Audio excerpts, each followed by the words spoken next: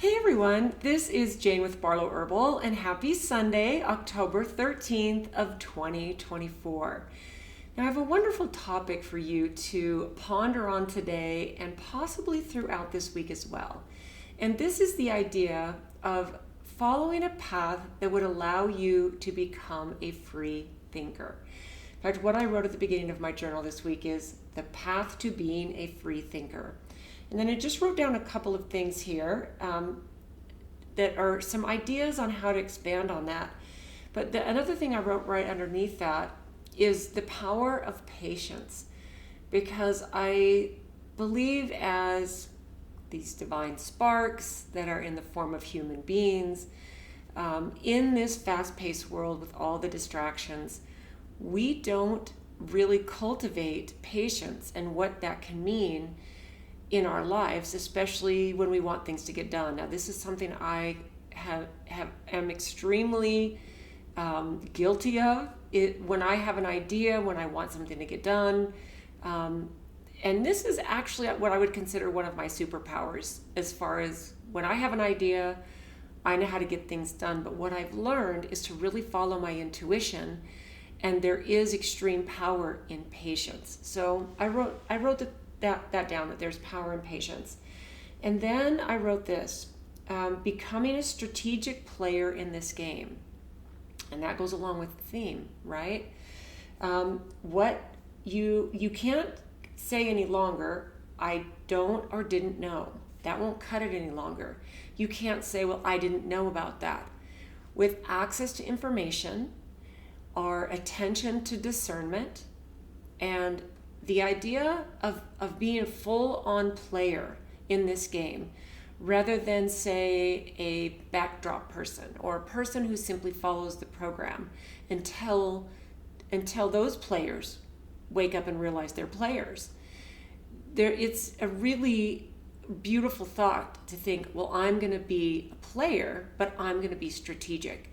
Because I believe that that's one of the most important parts of playing any type of game, even if you're just thinking about a board game or a card game or any type of game. If you widen that and broaden that to the game of life, the game of this human existence as a divine spark of consciousness, then you can become a free thinker and you can be strategic as you play this game. Because in my perspective, from everything that I have studied and learned, and the point that I am right now, because I don't think we ever stop being a person or a consciousness that learns, from where I am right now, my perspective is that this is a game, and we're here to play it, and we're here to be strategic. And this year has really taught me that. Sometimes you have to get past the messenger to get the message. This, to me, is a powerful statement, because we might hear someone say something and maybe their voice is annoying. Maybe their demeanor is annoying. Maybe the way they look is annoying to us. But sometimes we have to get past the messenger and really absorb the message. And then it's not like we have to agree with everything or say that, yep, this is truth. But this is where we get to use our discernment. But we have to not shoot the messenger to get to the truth of the message sometimes. And then I wrote, be aware of false messengers. Be aware of the false messenger and the false message. This is, I touched a little bit on this, I believe, last week. I think there's a lot of things that we have access to that are now considered alternative media. And again, we have to use our discernment, and we have to be on the path of being a free thinker. When we get information, we get new information, we have to be willing to look at the bigger picture. So this is some of the stuff that I wrote last week that I wanted to share with you. Okay, so this is kind of some really cool thoughts on the path to being a free thinker. First of all, we have to awaken to the nature of reality. This is really difficult for people, especially in the beginning phases of awakening. I had a really beautiful conversation with a really dear relative this week, and the whole the whole conversation was based on their sense of reality for the way they see the world is starting to crack open. And this is a person who is a little bit older than me, and so in their 60s, and it's very difficult, I believe, especially when you get to a certain age, and you start to realize that some of these things that you are just accept as reality are not really reality. And one of the questions that I ask is, I said, I think that you're having such a hard time with this concept because you can't wrap your head around the idea that there might just be pure evil that wants to keep us in this perpetual loop of wars and violence and all the things, poverty and hatred toward each other and division. It's really difficult to wrap your head around the idea that there might be people, entities, governments, whatever, that are just pure evil and want to do us harm. That is a really difficult thing to come to. And it has to be a bit of a gentle awakening in the beginning of that. So we have to awaken to the nature of reality. And then here's what I wrote. We have to recognize that the material world is possibly not the ultimate reality. And then we need to expand our perception past our five senses. And I love this about David Icke's teaching, is that we believe that everything, until we awaken to other truths, that we believe that everything in our reality is based on our five senses. And we have to expand our awareness past that. We have to understand that our consciousness is eternal and infinite. All right? And then we need to develop an awareness that everything is interconnected with the cosmic internet. And this has to do with becoming a free thinker, and also what I said about becoming a strategic player in this game, right? And then we need to question authority and systems of control. This is something I was taught from an early age. So we need to investigate the true motives behind political and social systems. We need to become a free thinker. We need to investigate. And then we need to be willing to sit with uncomfortable truths. Then it allows us to take action in the ways that give us more information and power. It empowers us, right? We need to challenge the mainstream narratives, especially when they are fear-based. We need to challenge these. And a lot of times we simply need to say, no, I'm not going to do that. And we're not going to do that. And you find that it gets easier and easier. It becomes so beautifully simple. And one of the biggest keys to this is realizing that you don't care what anyone else thinks about you and your decisions and the way that you opt out of things. It really doesn't matter. And the more you do this, the easier and more beautiful it gets. Because being on the outside, being an outlier, is the most beautiful place to be. Wherever the crowds are going, I'm not going to go that way. I'm going to go the opposite way. I'm going to think for myself, and I'm going to be okay if the crowds make fun of me for going this way. I really don't mind. I really don't mind. We need to challenge the mainstream narratives, especially if they're fear-based. And we need to avoid becoming dependent on systems of control for our validation, our livelihood, and our identity. We need to avoid dependency on these systems. It's really, really amazing. And I will tell you, I see more and more people that are doing just that and are realizing it. And here's the beautiful thing.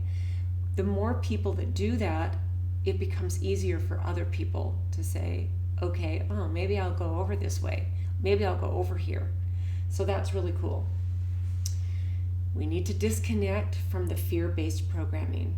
We need to recognize the deliberate use of fear to manipulate our emotions and to keep us in survival mode. That it's on purpose. They call programs programming for a reason. At this point, all of us know that. All of us know that. We need to practice all of the things: mindfulness, meditation, self-awareness. This will raise our vibration and it will help maintain our inner peace, especially as when things become in turmoil. In fact, it was interesting.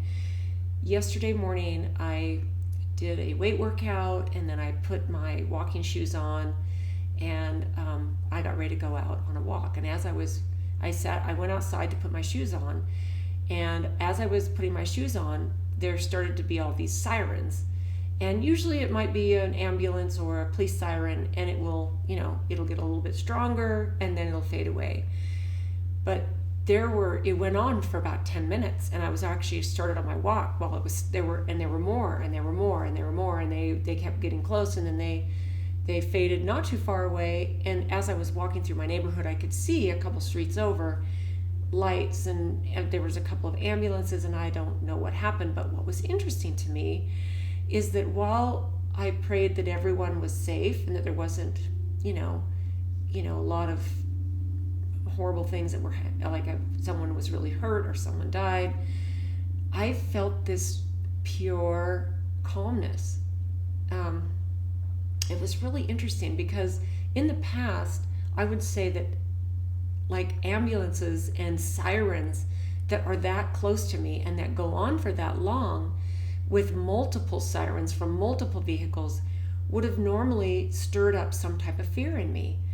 And when you kind of step outside of the normal thinking that I think we're programmed to think, and I'm not saying bad things don't happen and people don't get hurt, and I could see that it was on a busy road that's a couple streets out of my neighborhood. I could see it from where I walk, as far as I could see all of the ambulances and the police cars. So I'm assuming there was some type of vehicle accident or something.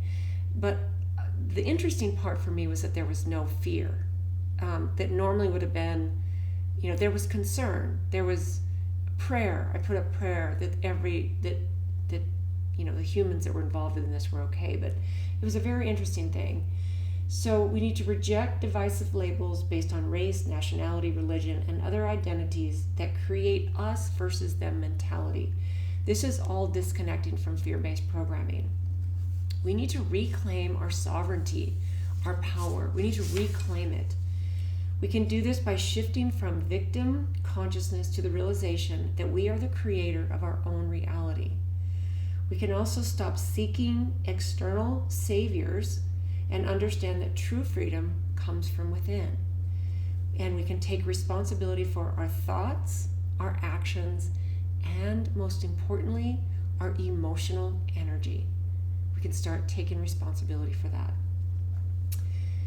And then the next is to unplug from the system and really minimize our dependency. Now, when I say this, it's different for every person. I live in a city. I don't live in the country, but I'm on an electrical grid. I'm on, there are things that I depend on, but there are things that I can claim my own dependency. I can be interdependent from the community instead, from certain things. And I believe that if we can reclaim our power and our sovereignty, then this is a beautiful way and a beautiful path of being a free thinker.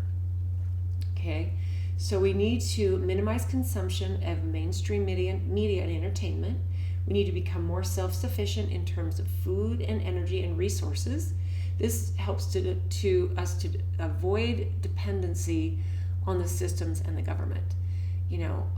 I know that can be super tough for people, especially if this is a generational dependency. But I know from everything I've seen, my experience watching other people, simply growing up with parents who taught us to be independent, and I really believe that sometimes there needs to be it's not throwing out the baby with the bathwater, and it's not ever about judgment, but there is something so beautiful about self-reliance that it's hard to describe unless you experience it. Even with small things, small wins, small tiny things. And we can prioritize independent learning, researching alternative viewpoints, and seeking the truth beyond not just mainstream narratives now, but even alternative narratives. We really need to tune in and listen to who we are and get our guidance from the divine spark, our ourselves. Let's get our guidance there. That is where the beauty comes. And then next we need to embrace love and unity consciousness. And we can do this by cultivating unconditional love and empathy for others, even those who seem trapped or asleep or who are still caught in maybe what we call groupthink, right?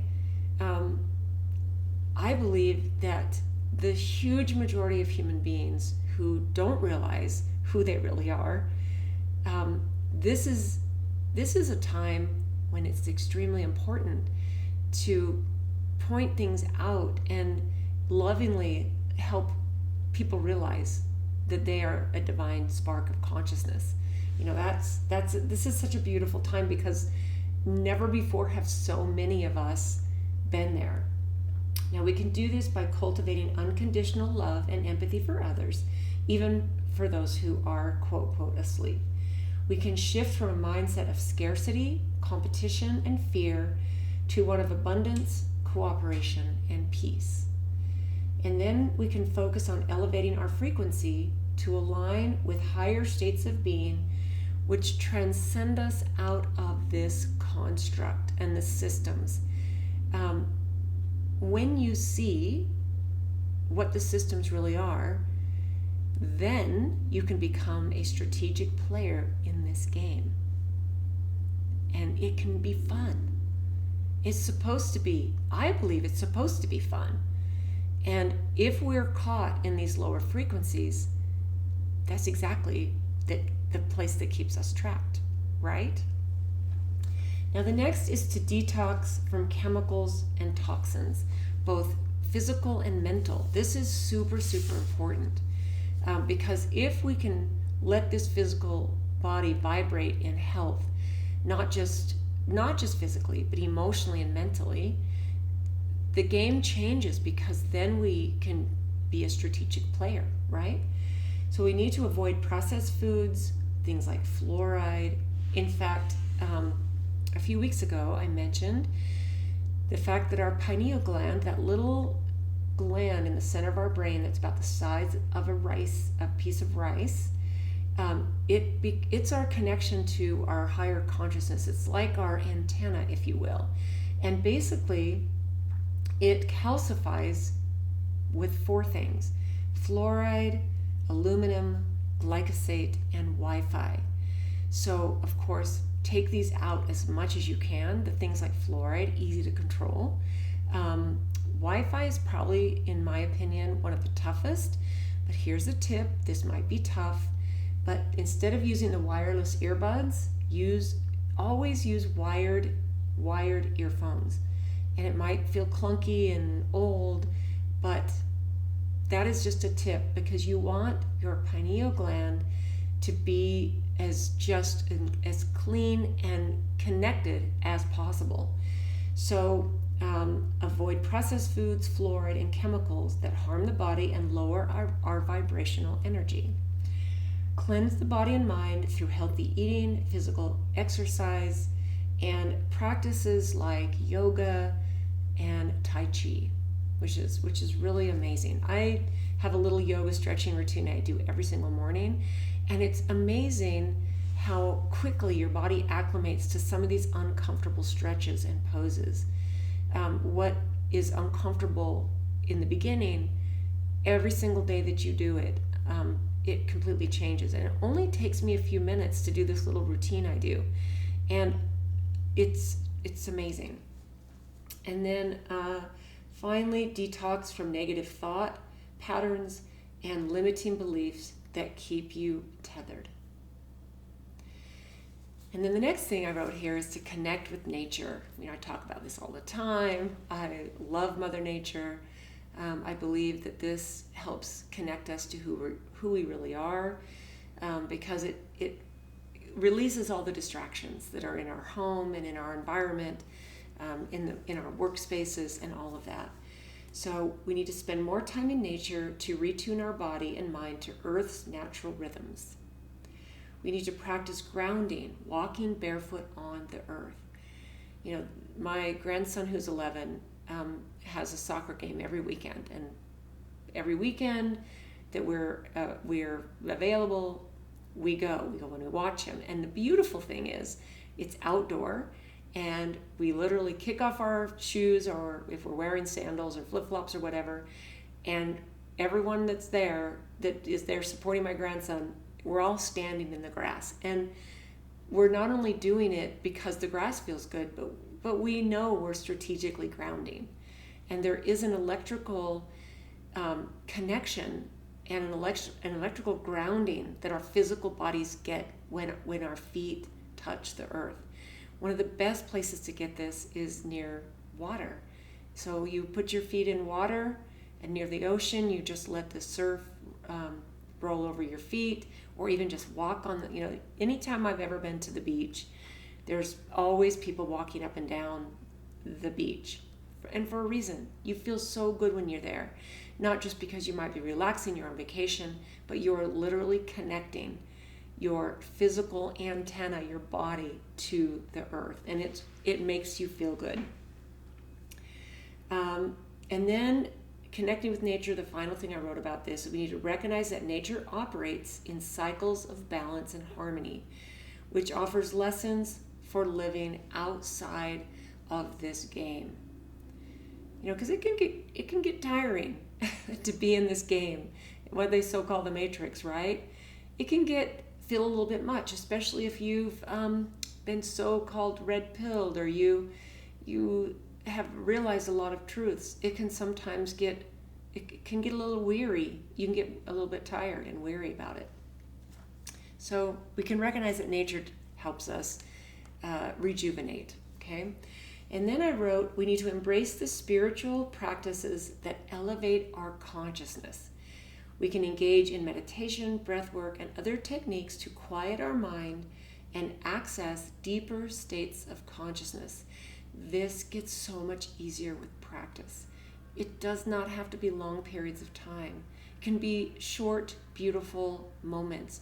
It can be multiple times during the day when you feel that little bit of stress. You feel that little bit of anxiety when something happens, and you forget that you're the player, and you forget, I need to be strategic about this. Instead of reacting, I need to take a minute. I need to take a breath. I need to think strategy, right? So we need to engage in some of these things and remind ourselves. We need to explore esoteric and metaphysical knowledge that goes beyond conventional science and religion. We need to stay a lifelong learner. You need to be brave, especially if you have dearly held belief systems from childhood that still resonate with you as an adult. This is where you need to expand out past some of these things. It might be uncomfortable, and that's the point of the whole thing. It's the point. Some of these games that, if we're looking at ourselves walking through this life as a strategic player in this game, it can get uncomfortable. If you think of yourself in a video game, sometimes the player dies and you have another life. So it's interesting. We might make mistakes. We make mistakes along the way. We need to practice lucid dreaming and explore realms of existence beyond the physical. Now I wrote this, and it's really interesting because about a little more than 10 years ago, I released my product called Brain Glow. And my whole goal of formulating this was to improve cognitive function for myself. It was, I formulated it a couple years before I turned 50. And now I'm 63, and I've been taking it now for a long time. But my reason behind it was physical. I wanted to prevent dementia and Alzheimer's. I wanted mental clarity. I wanted focus. I wanted to improve circulation and oxygen to my brain. And the reason behind formulating this at the time that I did was purely physical. I wanted to give my brain longevity, and this is still an important part of why I take this every day. But what happened, which is interesting, and I've mentioned this before over the years here and there, but is like sometimes I wouldn't take it in the morning but I would take it right before I went to bed because there's no stimulants in it, and I knew that it wouldn't keep me awake. But what I found happen is if I took my dose of brain glow right before I went to bed, is I would have very vivid dreams that I would remember in the morning. And it would also help me if I had, say, some things, complicated things that I was working on in my business, and I would journal out before I went to bed. I would journal out these issues or these problems or these things that maybe they're the things that were just bothering me. And then I would go to sleep. I would, take my brain glow, I would go to sleep, and I would have these lucid dreams. And I believe because of the oxygen and the circulation that was present from this beautiful herbal blend. And I believe that we can tap in. You don't necessarily need to take something to help you. We have this inside of us. We have the ability to lucid dream. So that's what I wrote. Practice lucid dreaming to explore realms of existence beyond the physical. I have solved so many problems with my consciousness that lives and breathes and gives me answers while I'm sleeping, because my conscious body, my consciousness, the conscious is sleeping, but my unconscious self has gone to work. And actually, maybe my pure who I am, this divine spark, is giving me answers. It's really, really beautiful. Okay, now the next thing I wrote here is to remember that there is an illusion to time. Okay? This to me is really important because our lives are led by time. We have to get up at a certain time. We have to be here at a certain time. We got to be there at a certain time. We got to get to our flight at a certain time. And all of these are real parts of this game called life. And we need to pay attention to them. But let's look at this in a different way. We need to live in the present moment, fully aware that time is a mental construct used to create limitation. So take that as you will, because I'm not discounting the fact that we need to walk through this life with our responsibilities and all the things that we need to take care of around time. But we need to realize that time is a construct, and it can limit us. So there are ways for us to think about this differently. We need to recognize that our consciousness is not bound by time, past, present, and future. And here's a thought. What if they all exist simultaneously? This is where we open our mind. We become a free thinker. We think outside of the constructs of this game. Cool, right? Open your mind. And we need to use visualization and intention to shape our future reality. This is something that I think it's a really big concept right now in some people who are in the personal development business, where they talk about our future self. And my nephew is one of them.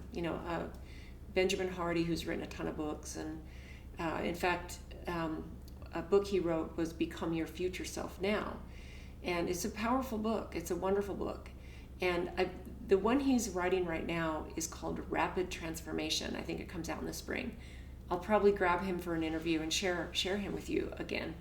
But it's about thinking outside of the box, right? Now, the next thing I wrote here is to live authentically. I love this. So to me, living authentically means, first of all, realizing and recognizing who we really are. We are not this physical body.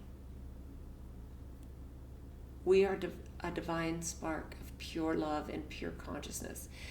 And in fact, that is really the basics of what I wrote here. But then what I found, and I'm going to finish with this, which is really, really, really interesting. So during 2020, at one point, and I can't remember where I started this, but in the notes of my phone, and I went off the notes of my phone last week because I was on an airplane, and that's where I used as my journal.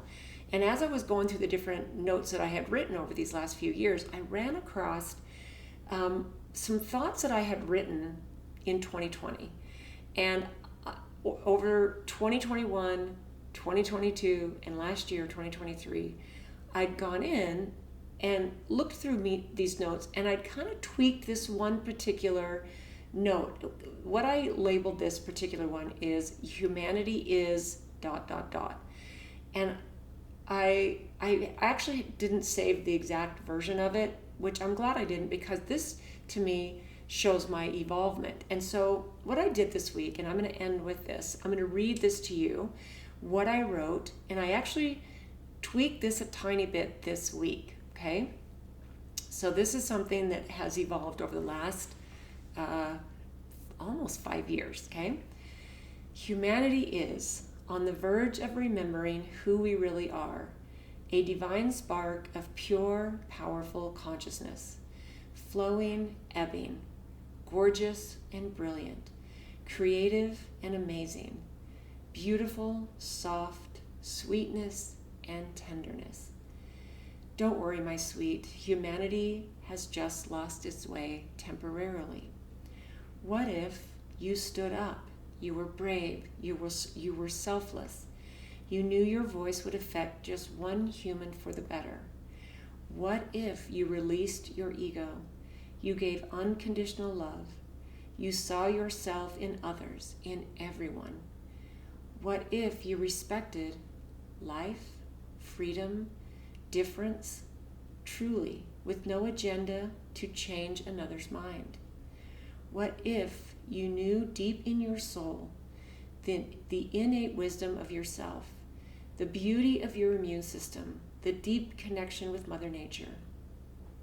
What if you saw yourself in every person whose path you crossed, in the smile of a child, in the wave from your neighbor, in the beauty of a sunrise? What if you realized we all want the same thing? We all have deep belief systems. You can change the world with words and the simple action of your example. What if you knew that most of our suffering is in our own minds?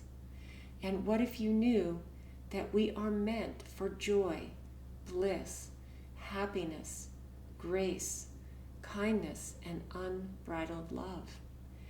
What if you were able to lift the veil and you saw that your perceptions were off, even some of them, your worldview, your beliefs?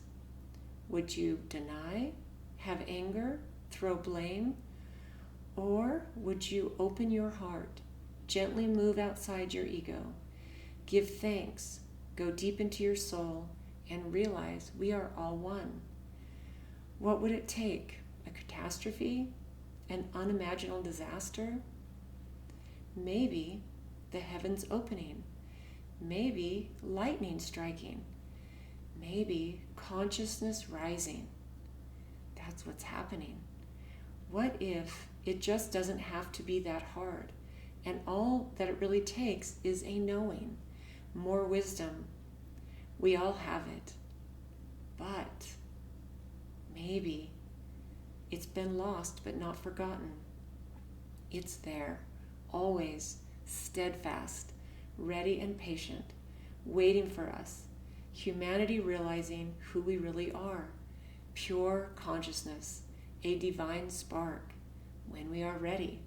It's so beautiful, shiny even, glowing. Wow. Words can't describe the bliss, the love.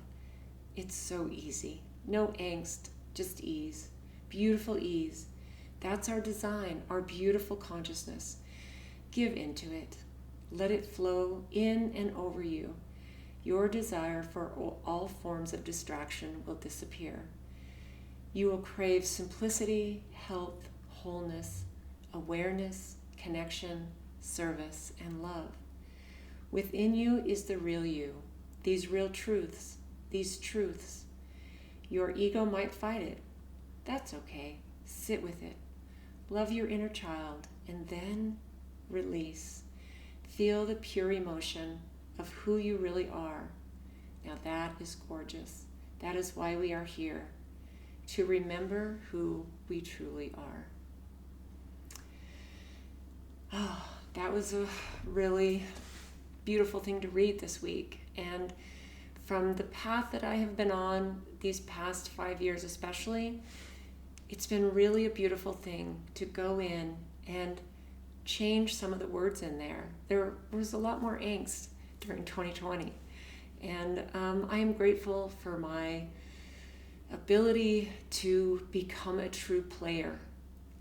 I want to play this game. I want to enjoy everything it has to give me. And I want to know on a daily basis who I really am. So thank you so much for tuning in. I'd love to hear what you think about this. I think this is a really beautiful topic, and I love the path that the human species is on, realizing our true potential and who we really are. So thanks for tuning in, guys. I hope you have an absolutely beautiful, beautiful week ahead, and we'll see you next time.